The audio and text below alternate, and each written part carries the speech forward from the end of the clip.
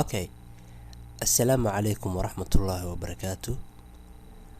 Maanta waxaan rabaa inaan idin tuso sidee ku fahmi kartaa kombiyuutarkaaga inuu hackar ku jiro, in lasoo dhexgalay kombiyuutarkaaga ama la xiriirsaday. Okay, qaabka ugu sahlan oo aan rabo inaan idin tuso waxa weeyaan, marka ugu horeysa waxaa iska xiraysaa website-yada oo dhan iska xiraysaa, all program iska xiraysaa, haddii Jaatin, MSN waxa ku jirta oo dhan waa iska xiraysaa all. kadib waxaad tagaysaa start markaad tagtid meeshay ku qoran tahay run. Start markaad tagtid run meeshay ku qoran tahay baad click siinaysaa. Okay, run markaad click siisid waxaa kuu soo baxaayo daaqada yartaa, waxaa ku qoraysaa CMD. anuu igu qoran tahay laakiin haddaanay adiga kugu qornayn CMD aa ku qoraysaa, kadib enter dhahaysaa ama okay. daaqada madow waa kuu soo baxayso. Okay, daaqada madow markay kuu soo baxdo waxaa ku qoraysaa net start space aa siinaysaa. Okay, minus calaamadaas aa siinaysaa ANO kadib enter dhahaysaa. Okay, wuxuu kuu soo saarayaa qoraalkan badan oo kuu soo saarayaa, wuxuu kuu soo bandhigayaa local address meeshan ay ku qoran tahay state. Okay, markuu qoraalkan badan kuu soo qoro halkan waxaa ku qoran listen established meesha ay ku qoran tahay waa ujeedaa.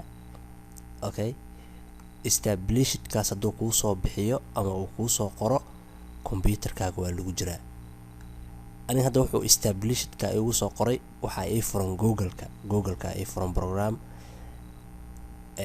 hadduu google-ka kuu furan yahay ama website kuu furan yahay ama Jaatin kuu furan yahay ama MSN oo kale, hadduu kuu furan yahay established uu kuu soo qorayaa. laakiin haddaa all iska xirtid established inuu kuu soo qoro lama rabo. hadduu kuu soo qoro kombiyuutarkaaga waa lagu jiraa.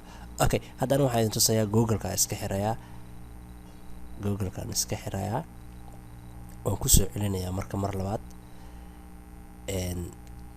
startian taabanayaa.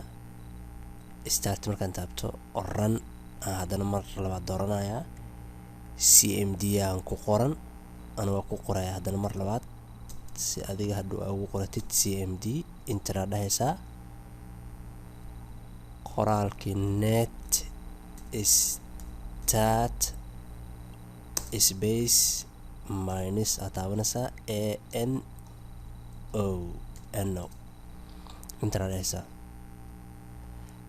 Okay, uu ku soo baxay qoraalkii badnaa.